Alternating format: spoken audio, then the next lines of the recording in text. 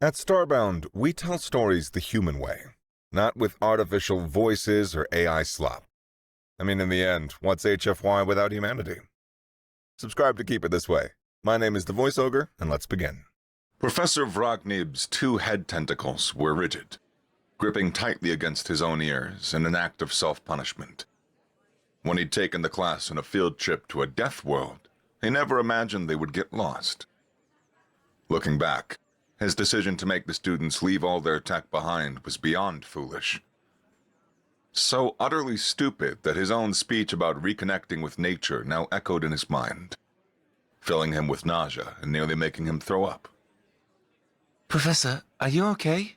Your head stripe is glowing green. Emira's calm voice reached his ears, forcing Vrognib to feign composure. She was a Phele, a creature of white fur, whiskers, and predatory eyes, whom he suspected was calm only because she hailed from a Category 5 death world, much like the one where they were now stranded. Worse yet, leaning against a tree behind them was a human, Hunter, who looked utterly carefree, as if he had all the time in the world to carve his own name into the bark with a pocket knife in that ugly human script. Unlike Emira, he wasn't even paying attention to the professor's distress or to the non-death worlders, all of whom were now experiencing their species equivalent to a full-blown panic attack at the prospect of getting lost in an alien forest. Rapid footfalls made Vrognib turn.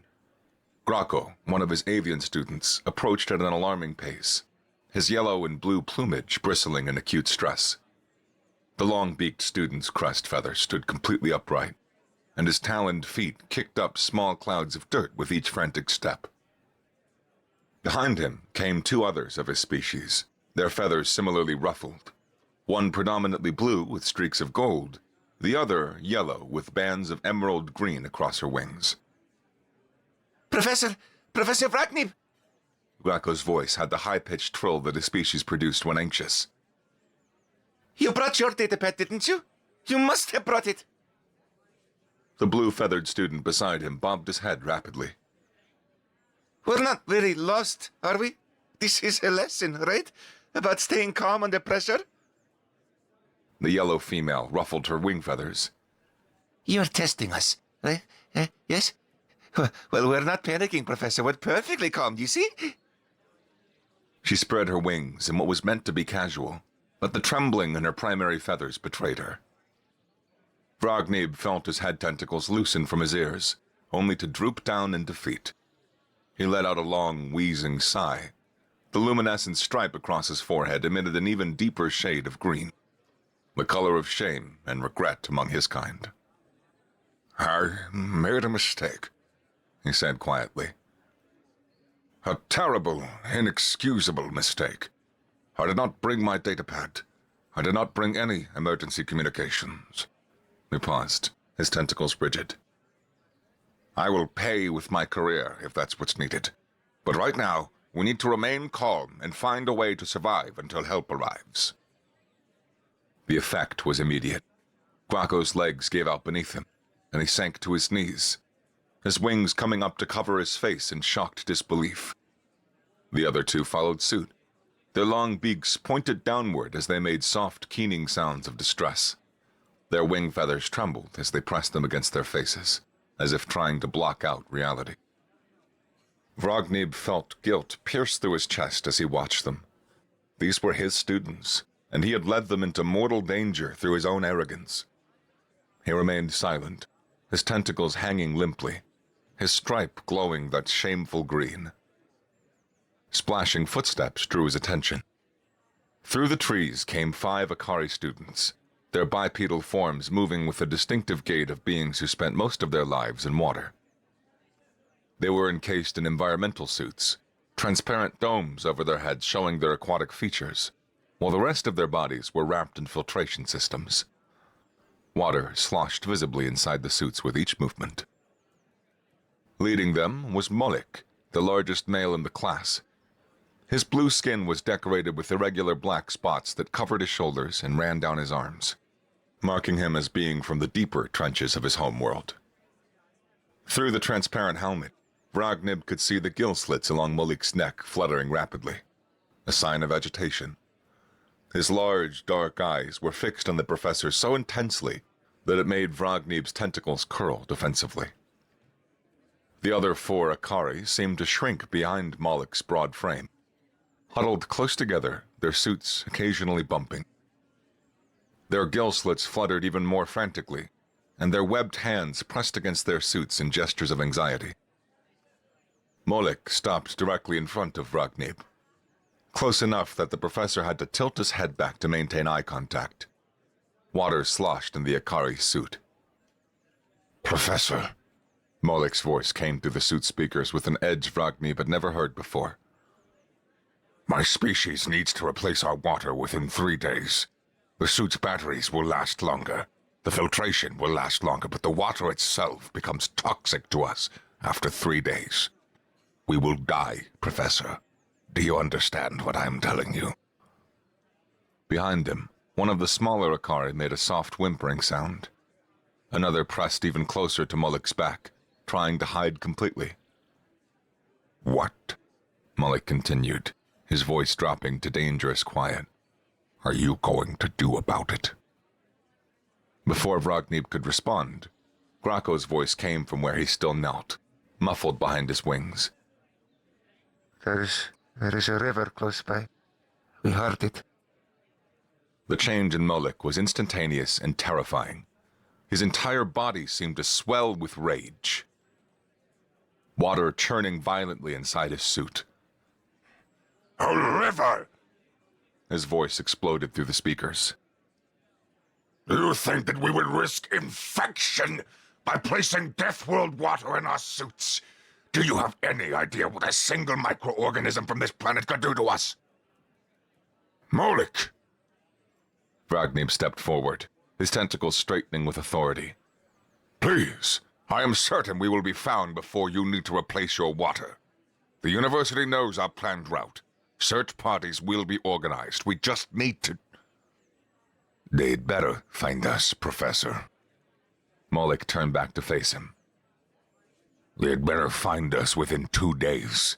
My people will demand your head for this incompetence. Your head, Professor. Do you understand? The words hit Vragnib like physical blows. His tentacles went rigid. The Akari were a proud people with a fierce sense of justice.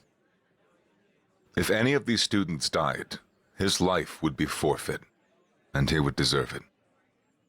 You're right, Vragnib said. You're completely right, Malik. If any of you were seriously harmed because of my mistake, I would be happy to pay with my life. The confession seemed to deflate some of Malik's anger. He stared at the professor for a long moment, then turned away, gesturing for the other Akari to follow. They moved toward a cluster of large rocks and carefully lowered themselves to sit, needing rest after the stressful confrontation. Vragnib's gaze swept across the clearing. The human, Hunter, remained utterly unconcerned, testing the sharpness of his pocket knife. Emira sat nearby, her tail swishing occasionally. The 2 other Phylae were grooming themselves, seemingly oblivious. The avians were still on their knees, wings over their faces. The Akari sat on their rocks, huddled together. And then, there were the Blolibs. Vragnib's heart sank as he observed the 12 Blolibs scattered around the clearing. Under normal circumstances on their low-gravity homeworld, Blolibs maintained a roughly bipedal form. But here, on this death world with its crushing gravity, 5 of them had given up entirely. These 5 were nothing more than large, gelatinous puddles on the forest floor, their translucent bodies spread out like spilled water. They still moved, slowly, their internal organelles visible as they shifted, but they had assumed the position of defeat, the shape of surrender. To anyone who understood Blolib body language, the message was clear. They had accepted death. The sight made Vragnib's tentacles tremble. This was real. These were living beings, his students, and they were giving up hope because of him. His head stripe glowed so bright green that it practically illuminated the dim forest, betraying every ounce of shame and guilt and stress. A gentle touch on his shoulder made him start. He turned to find Amira standing beside him, having moved with silent grace. Her white fur seemed to glow in the filtered sunlight. "Look at the bright side, Professor," she said with an almost amused tone. "At least there are no children in the class. Everyone here is an adult, a xenobiology student from the Galactic University. We all chose to study death wells." She paused, her lips pulled back in what might have been a smile, revealing sharp teeth. Now, if there had been children involved, your neck would truly be in danger. My species takes the protection of young ones very seriously. And the humans too, from what I've heard. To emphasize her point, she extended the claws from one paw. Sharp, curved implements designed for tearing flesh. The gesture was meant to be humorous, dark comedy that only Deathworlders appreciated. But to Ragnib, it was almost too much. His tentacles quivered, and they felt moisture gathering on his ocular membranes. He was going to cry, right here, in front of all of his students. At least, he managed to say in a low, strangled voice. At least it can't get any worse than this. The sneeze erupted from Vragnib's respiratory system with enough force to make his tentacles flail. It was followed immediately by another. Achoo! And then a third. Achoo! Amira's ears flattened against her head. Ah, right. My species' fur does that to about 10% of the galactic population. Sorry, Professor. I'll keep my distance. She stepped away, padding back toward her fellow Feli. The other two Feli looked up from their grooming as Amira approached, and the male began licking his paws in long, deliberate strokes, his rough tongue making audible, wet sounds. Several of the avian students, finally having uncovered their faces, turned to stare at the Feli with expressions of profound disgust. The gesture of public grooming was considered extremely rude in avian culture. They ruffled their feathers in offense, but were too distressed to do more than stare.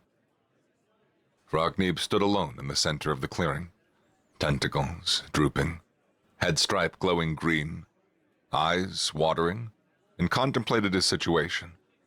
Around him were students from wildly different species with wildly different needs and survival capabilities. The avians were terrified. The Akari were angry. The Blolibs had given up.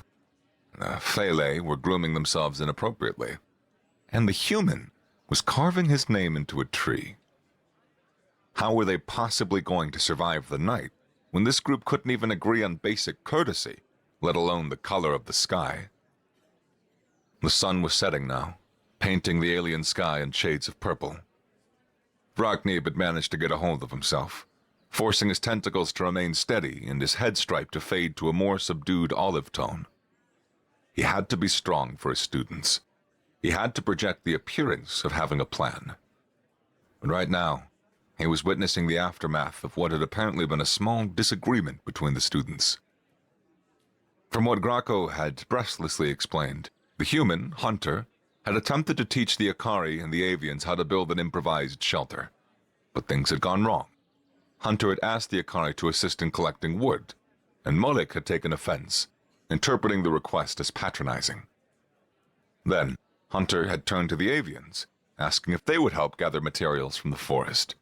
But the avians were terrified of venturing into the dense woods and had refused, which had bothered Hunter considerably. The professor was relieved that there had been no fight. The situation had resolved with such species sticking to their own kind, taking care of their own shelters. Cultural divisions during a crisis. Not ideal, but better than violence. But now, as the last light faded, Ragnib was seeing the results of this decision.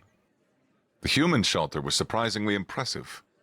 Hunter built what looked like a proper survival hut from fallen branches, broad leaves, and vines. The structure was roughly triangular, with its entrance facing away from the wind and large enough for him to lie down inside. The roof was layered with overlapping leaves to shed rain, and he had even dug a small trench around the perimeter to divert water. The Ikari shelter was a disaster. They had piled some branches together, then covered the mess with large leaves, creating something that vaguely resembled a very drunk person's interpretation of a hut. It leaned dramatically to one side. Gaps between branches were large enough for rain to pour through, and the whole structure looked ready to collapse. And now, as darkness approached, the 5 Ikari were panicking, arguing among themselves. I told you we needed more support branches, one female was saying. You said to use the broadleaves first, Molek shot back.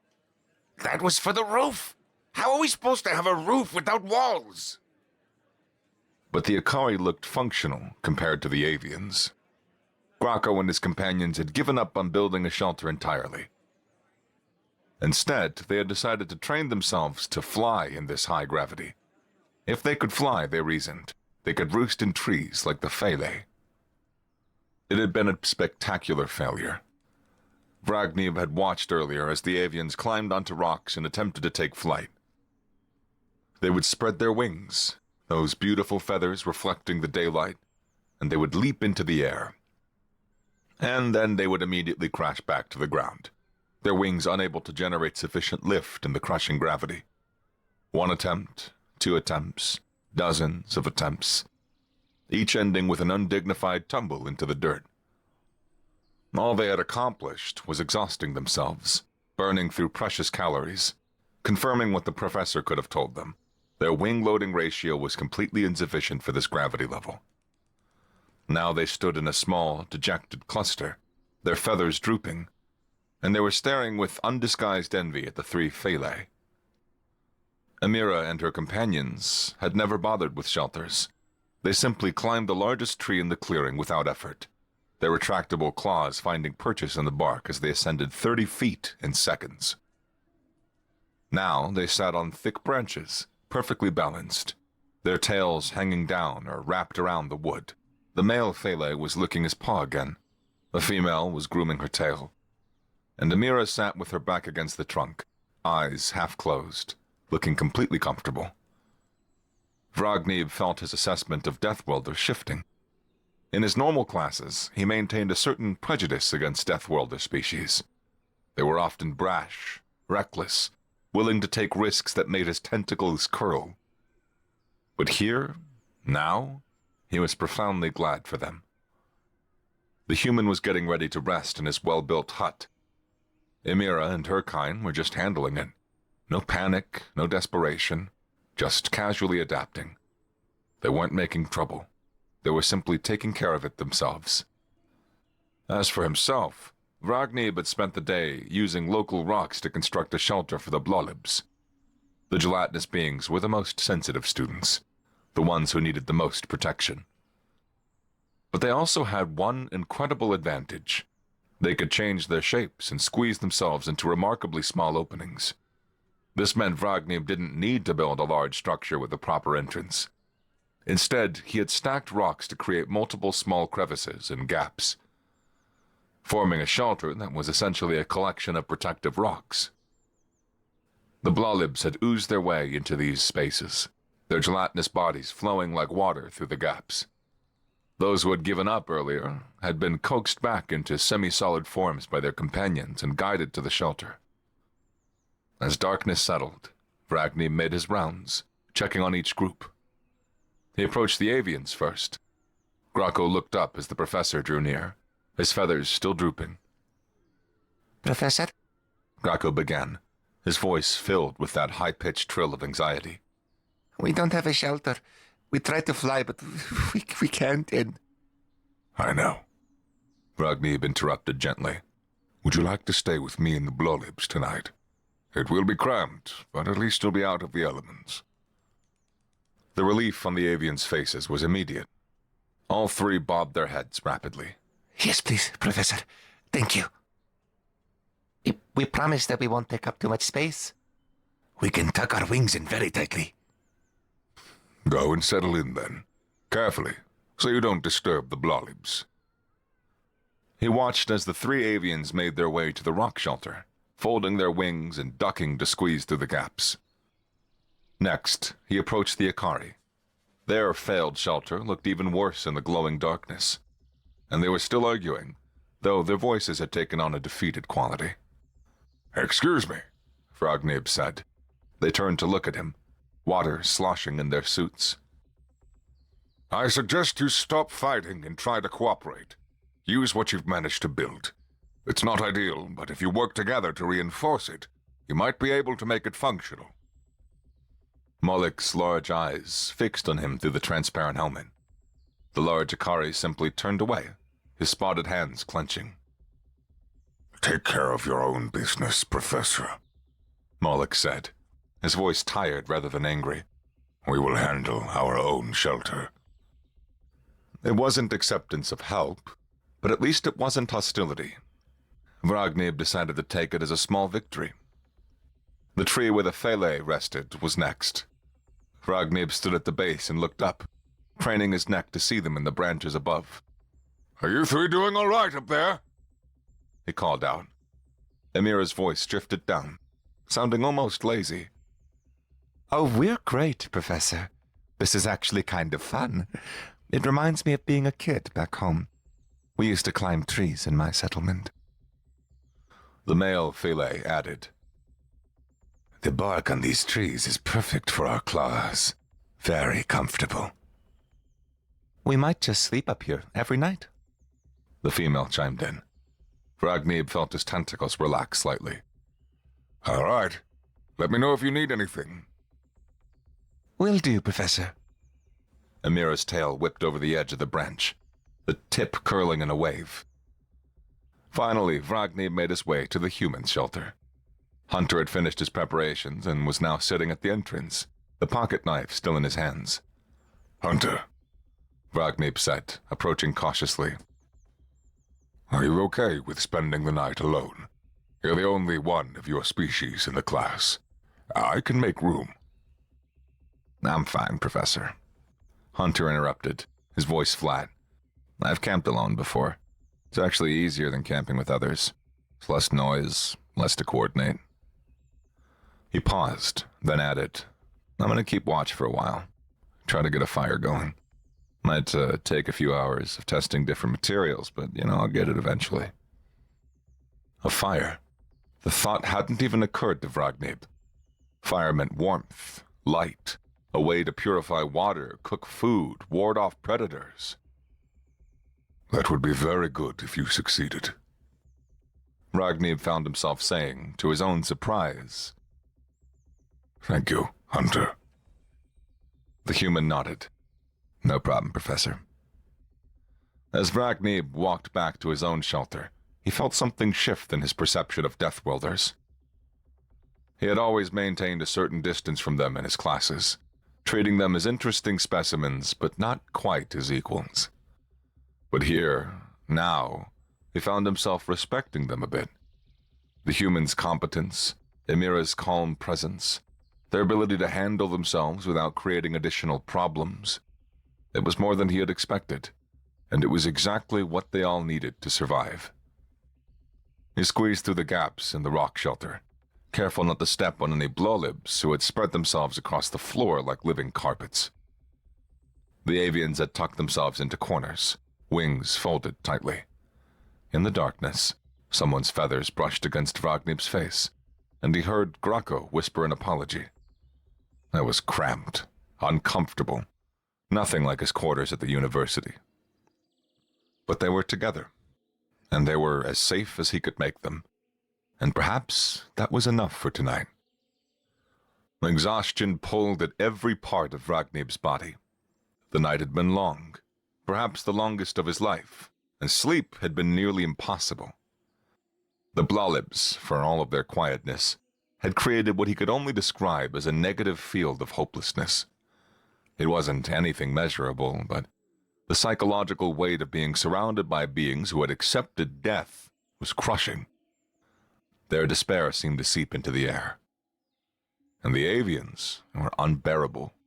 They were noisy creatures by nature, and when stressed, every few minutes one of them would express their feelings. I'm so scared. What if we die here? I can't stop thinking about home. My talons hurt. I'm hungry. I'm cold. What was that sound? I can't sleep. Is anyone else awake? On and on throughout the entire night. Ragnib had wanted to scream at them to be quiet, but he had remained silent because he was the one who had brought them here. Now, finally, it was the middle of the day, roughly 30 hours since they had gotten lost, and Ragnib stood outside the rock shelter, his tentacles drooping with fatigue, his head stripe a dull gray color that signified exhaustion. The human had been productive during the night and morning. Smoke rose from a small fire pit that Hunter had constructed, flames crackling as they consumed carefully arranged wood. The human himself was nowhere to be seen, but Graco had informed Ragnib that Hunter had taken his knife and some improvised tools and headed into the forest shortly after sunrise. According to what the human had told Graco, he needed to cut paths through the forest, to secure a reliable route to water, to explore for potential food sources, and to gather materials for something he called smoke signals.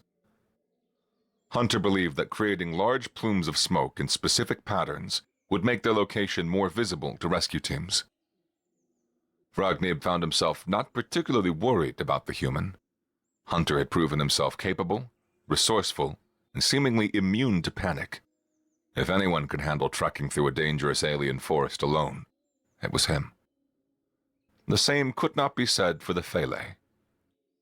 Ragnib's attention was drawn to sounds of laughter and splashing from the direction of the river. He turned to see all three of them emerging from the forest, their white furs soaked and clinging to their bodies. The male and female were moving slowly, their ears flattened, their tails dragging. They looked miserable. Amira, by contrast, was practically bouncing with energy, her tail held high. I told you, she was saying. I told you not to drink water straight from the river. But no, you two had to dare each other and prove how tough you were. And now look at you. Digestive troubles on a death world. Classic. The male Fele groaned, pressing a paw against his stomach. It seemed like a good idea at the time. We were thirsty, and he dared me to try the water, the female muttered, shooting a glare at the male. Amira shook herself vigorously, sending droplets flying. Well, come on then. We're going back to the river.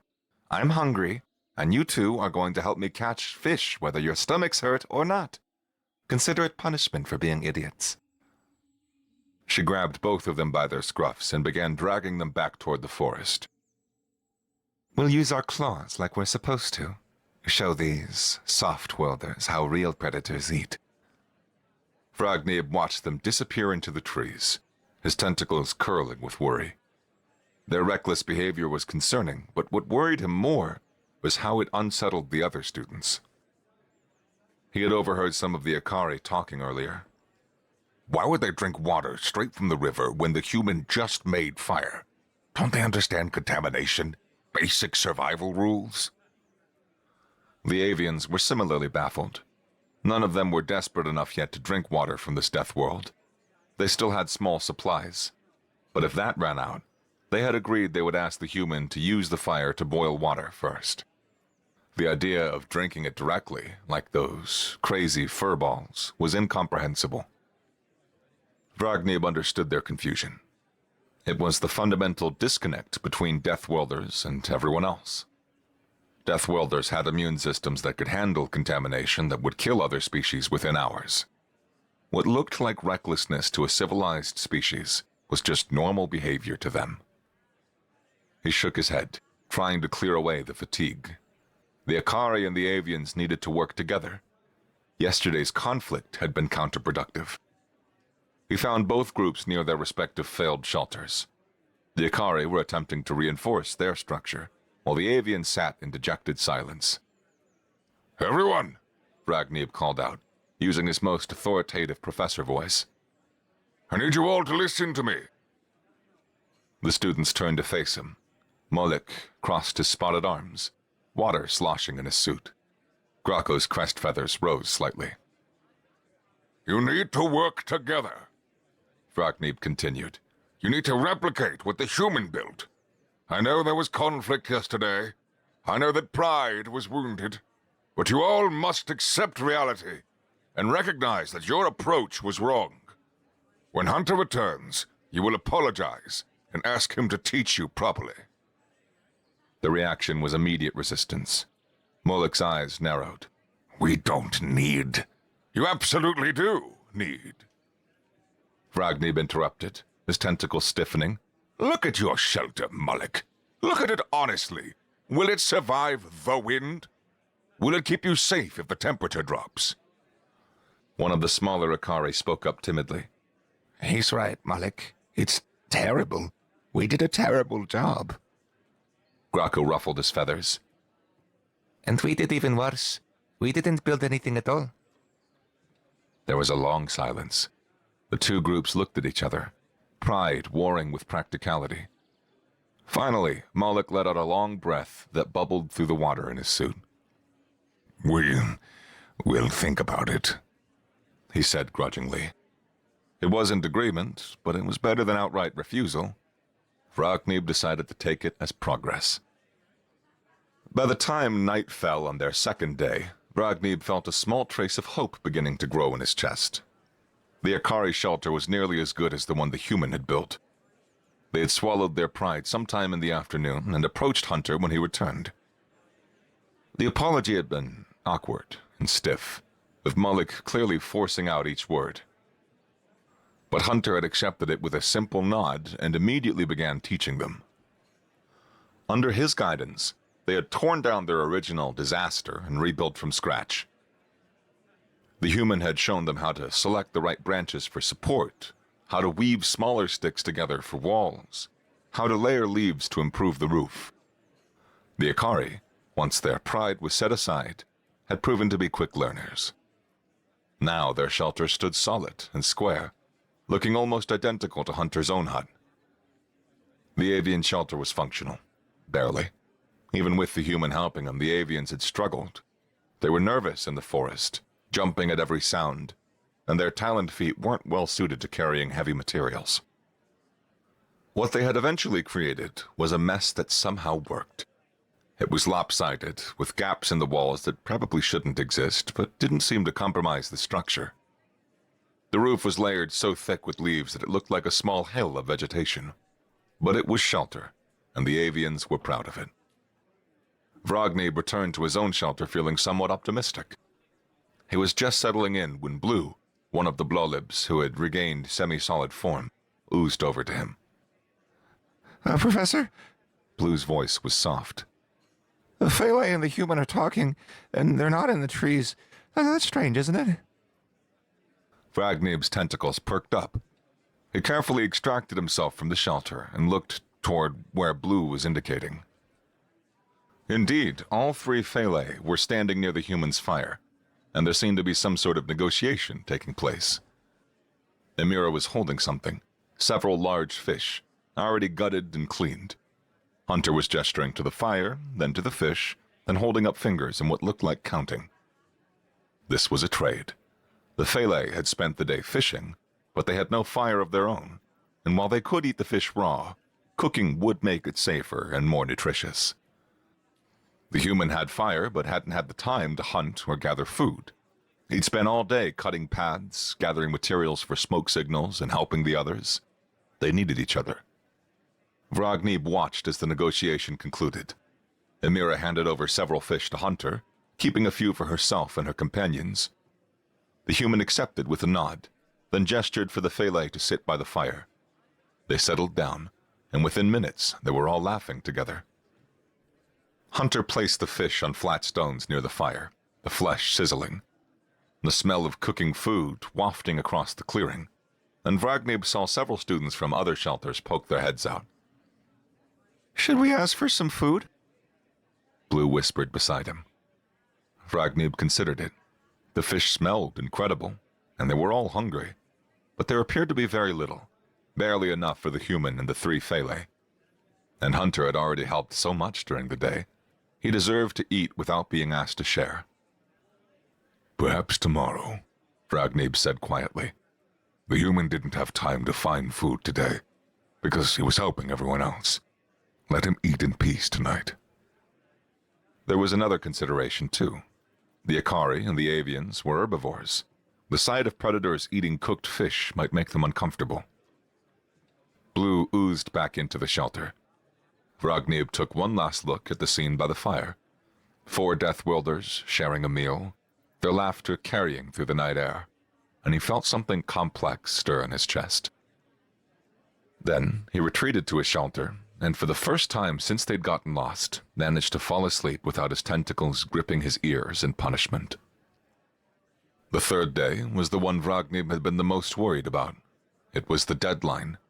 If the Ikari didn't replace their water today, tomorrow would be too late. The toxicity would begin building in their suits, and by the 4th day, they would start dying. But as dawn broke over the alien forest, painting the sky in shades of lavender and gold, Ragnib witnessed something that made his head stripe glow with cautious optimism. The human had apparently been up before sunrise, working on a solution. He had gathered several large, bowl-shaped leaves and used them to help create improvised containers. These he had filled with river water and placed near the fire, bringing the water to a boil to kill any harmful microorganisms. Now, in the early morning light, Hunter was helping the Ikari with the delicate process of water replacement. Each student had to carefully open a valve on their suit, drain out the old water, refill it with the boiled and now cooled water from the makeshift containers. It required some creative problem-solving, using pieces of the suit's own non-vital components as funnels and filters, but it was working. Molik stood watching as his companions went through the process one by one, and when it was his turn, he approached the human with something that looked almost like respect in his large, dark eyes. "Thank you," Molik said simply, his voice carrying through his suit speaker. "You didn't have to help us after how I spoke to you." Hunter shrugged, that peculiarly human gesture of casual dismissal. "We're all stuck here together. Might as well help each other survive, huh?" Ragnib felt his own chest warm at the exchange. Perhaps there was hope for them yet. By evening, the human had spent all day working on his smoke signal project. He had cleared a large area and built 3 separate fire pits at strategic intervals. Using green wood and damp leaves, he could create thick plumes of smoke that rose high above the canopy. He showed Graco how to cover and uncover the fire with broad leaves, creating intermittent bursts of smoke, a signal pattern that would be more noticeable than continuous smoke. 3 columns, evenly spaced, Hunter explained to the gathered students. Any rescue team flying overhead will recognize this as artificial. Natural fires don't behave this way. And when the Fele had returned with enough fish for everyone, Amira proudly displayed their catch, dozens of fish strung on vines. "We found a shallow pool where they were practically jumping into our paws," she said with that predatory grin. "Figured we would share our wealth this time." The human cooked everything over his fire. For the herbivores, he roasted the tubers, roots, and edible leaves he had identified during his path-cutting expeditions. The smell of cooked food filled the clearing, and for the first time since they'd gotten lost, everyone gathered to eat. The avians ate their portions of roasted roots tentatively at first, clearly nervous about consuming Deathworld food, but hunger won out. Graco admitted, through a mouthful of tuber, that it actually tasted better than he'd expected. The Ikari, their water now safely replaced, seemed more relaxed than they had been since the ordeal began. One of the smaller females even thanked Hunter directly. As Ragnib watched them all eat together, he allowed himself a moment of satisfaction. Yes, he had made a catastrophic mistake that had endangered everyone. Yes, his career was almost certainly over, and he might face legal consequences. But here, now, his students were eating together, their survival chances looking better each day instead of worse. He ate his own portion of fish from a slight distance, still the professor, still maintaining some separation, but he felt a profound shift in how he viewed the students before him. The Deathworlders had proven themselves not just capable, but generous, sharing their skills and their catches. The non-death worlders had overcome pride and fear to work together and learn. The fish was surprisingly good, seasoned with some herbs that Hunter had found. Vragneb finished his portion and felt exhaustion wash over him. The Blawlibs had already begun oozing back to their rock shelter, moving slowly but with more energy than they'd shown on the first day. The avians were chattering happily about their shelter, planning improvements. The Akari were checking each other's suits, making sure the water replacement had gone smoothly for everyone. Vragneb made his way back to the rock shelter and squeezed inside. Tonight, with only the Blawlibs for company and his conscience slightly eased by the day's successes, he fell asleep almost immediately, before the Blawlibs had even fully settled into their crevices. He woke to light, brilliant artificial light that cut through the darkness like a blade. Vragneb's tentacles shot up in confusion, his eyes struggling to adjust. Above them, a rescue ship hovered, its powerful thrusters creating downdrafts that whipped through the clearing. The avian shelters, not the sturdiest constructions to begin with, were already catching fire from the heat of the thrusters. Dry leaves igniting the small bursts of flame. "We're saved! We're saved!" The avians were crying in happiness, dancing around their burning shelters with complete disregard for their hard work going up in smoke. They didn't need those shelters anymore. Chaos erupted in the clearing. The Akari, in their excitement, were scrambling toward the rescue ship's landing lights. In their haste, Mullik tripped over a root, and Vragneb heard the sickening sound of his suit puncturing against a sharp rock. Water began gushing out, and Mullik flopped on the ground, his gills suddenly exposed to air, his mouth opening and closing like a fish on sand. Medical emergency! Aquatic species suit breach! Vragneb heard himself screaming, his tentacles waving frantically at the rescue team. Figures in environmental suits rappelled down to help, moving quickly.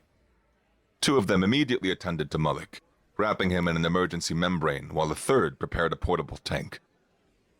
Vragneb's eyes swept the clearing, counting students. The Blawlibs were oozing toward the rescue team slowly but steadily. The remaining Akari were being helped by rescuers. The avians were being herded away from their farming shelters. The Phalei were...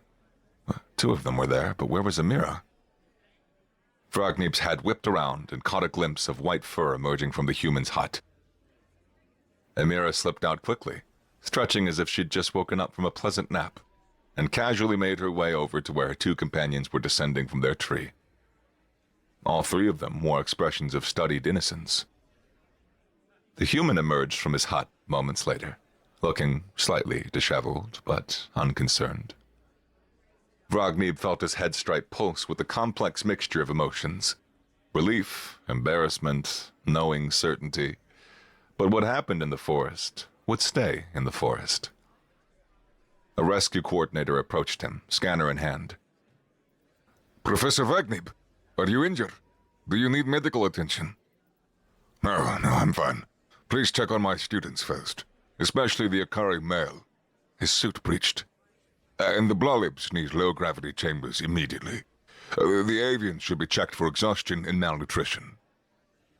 The coordinator nodded, making notes. We'll take care of everyone, Professor. The university has been searching for 3 days. When you didn't return on schedule, they mobilized every available ship.